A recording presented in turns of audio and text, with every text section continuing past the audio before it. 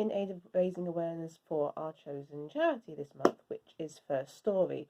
They are England's leading creative writing charity for young people. Their flagship Young Writers programme pairs professional writers with secondary schools in low-income communities, where they work intensively with a cohort of young people, nurturing creativity and confidence and ability, and they're just awesome. So we're raising awareness for them, so please go and check them out. The story I'm going to be reading to you today is, please excuse as I go and find it on my computer, is Justice for Families by one of our writers, Bethany Davey. I hope you enjoy. 6 families that have no connection, but they each have a story to tell, and this is how it began. 9 a.m. and it began. Elizabeth had adopted several children in the past and never had an issue in the past. The issues had arisen when her daughter became unwell and asked her to look after her little boy, who was only 1. He was the grandmother's beautiful grandchild, and of course she agreed. Yeah, but she never thought there would be an issue. She said to her daughter that she would support her in getting the help she needed, and then she would keep her son safe until she was well again to have him. She was happy and relieved. She said she wished she had told me earlier about how she was feeling. At first, all was going well until social services didn't like her daughter's diagnosis. Then the problem began, and social services threatened the grandmother with removing her grandson. She had done nothing wrong except being a loving and caring grandmother who had looked after her grandchild in a time of need. The grandmother had good news that came out of nowhere. Her daughter's medicines were starting to work, and the unit was more than pleased with her daughter's progress. Things started to look up, and she knew she'd have a battle ahead to keep her grandchild with her, but she said it's worth it. Worth it to ensure that her grandchild was kept safe. The grandmother set up a group called Justice for Families to share her experience with other people. That's how it began. It was a cold winter January morning. Shelley's family had just had an amazing Christmas. A letter suddenly came through the door, which was bulky and was from social services. Grandma came and suddenly picked up the post from the door. She paused as she saw the letter and didn't know what to think. She ran from the door to the kitchen in a panic.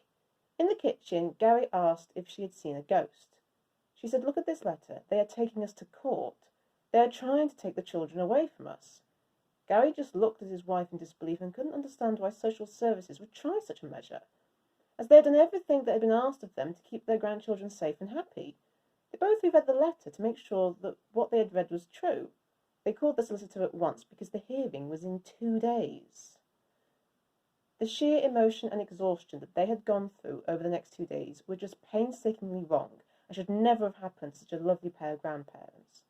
All they kept thinking was, what did they tell their grandchildren that was so happy? How do they let them know that the state may remove them from our care and put them in a care system?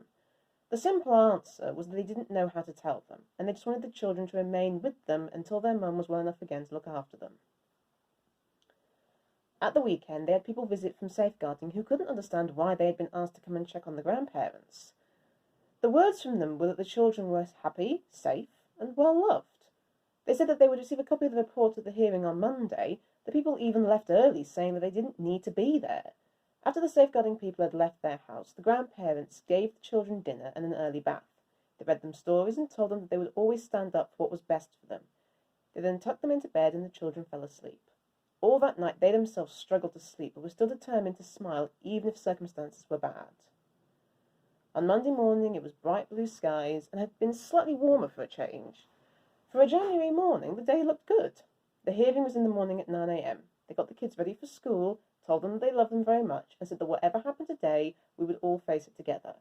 They dropped them off early to school and then drove to the hearing at Luton Family Court. They got out of the car and didn't know what to expect, but they made a promise to each other that they would fight for the children always. They walked into the strangely painted court building. It was big. They went through a metal detector as they walked in and waited nervously for their solicitor. As soon as their solicitor came over and met them, she said, "Can we talk?" They went into a small room and talked about what happened to get them here, but they were all just as confused as the solicitor. The whole situation to her sounded odd and seemed like social had a dislike of grandparents, even though the grandparents had followed everything social services wanted them to follow. The solicitor then told them that they would walk in together. They heard their case was called and all walked in together. At the hearing, the grandparents remained calm and positive as they had always been. The hearing went well for the grandparents. As they came out of the courtroom, the solicitor asked to speak to them in the small room again. In the small room, the solicitor said that the LA had backed down. The judge had blasted the LA for their utter incompetence and said that these grandparents had done nothing wrong and should never have been brought to court. They thanked the solicitor and went home to retrieve their children from school. Faith had long-term fostered a little boy previously, but she wanted to foster again, and that's where her problem began. Social services didn't want her fostering again and told her her family was too big. She went ahead anyway and didn't worry about their comments. But she meets social services lies along the way. She says all because she stands up for the children and makes sure that the children are well loved and happy. Social services made her life hell for the next year and a half. In the end, she ended up fostering again, but no one should have had to go through the hell social services put her through. Suddenly, she looked through the internet for ways to share her experience, and she came across a group called Justice for Families. She joined the group and realised she was not alone. Standing in the cemetery, Luana was burying her mum when social services turned up and took her children from her. She describes the situation like a nightmare that she kept living over and over again. She said they told her that if she didn't hand over her children, they would arrest her and remove the children from her arms. She didn't want to hand them over, but told her children she loved them. As she handed them over with tears running down her face, she saw a letter being brought in her direction. She was suddenly handed a 2-page letter and told to read it. In the cemetery, she just collapsed to her knees and couldn't believe what had just happened. The weather turned from bright blue morning to a sudden grey sky that looked like it was going to rain. At that moment, she knew she would have the fight of her life to save her children and find out why they were so cruelly taken from her arms. On the very day she was burying her mum, their nanny. After a few days, she started looking for support groups that could try to help her. She suddenly saw a group called Justice for Families. She applied to join and was invited in. A dad had raised his children for the last 5 years, as their mother had died at childbirth. He always made sure that his children were loved and that they knew that their mummy always loved them. The problem started when another parent reported the family to social services. The parent had been malicious because her own daughter had gone in trouble for bullying this young girl in the young family. It started with a simple phone call from social services and then a visit. Before long, he felt like social services wouldn't leave him alone. He felt like anything he did was not good enough. What made matters worse is that they kept trying to use his dead wife as a way of saying he was unfit. This was not right, and still tried to collaborate with them. After a few months, they tried to remove his children. They tried to remove Robert's daughter from her dad's care by him voluntarily allowing her to enter care under a Section 20. He refused and said, "Take me to court if you think I'm unsuitable." But he said, "I am not signing away my daughter when I have done nothing wrong." He did some internet searching and came across a group called Justice for Families. He joined the group and realised that he may have just found this group at the right time. He also obtained legal advice and was told not to worry unless they take out an order.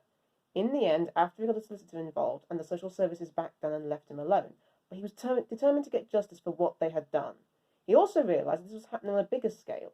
He wrote one comment that said, "We should get this public to raise awareness of this issue." As a group, they all agreed that it needed to be heard publicly.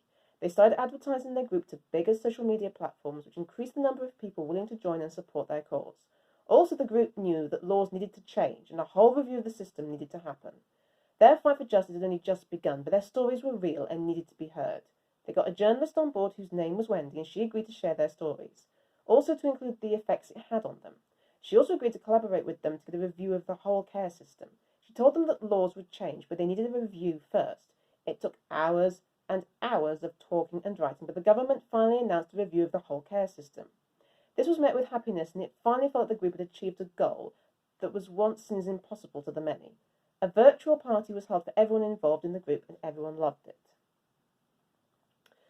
The review is only the first steps, and the results of the review will pave way for change.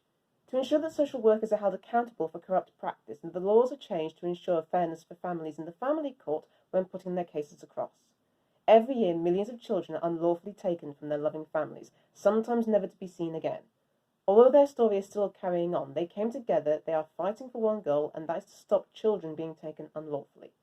Justice for Families is one step closer to creating a fairer social care system that doesn't steal children from their innocent families.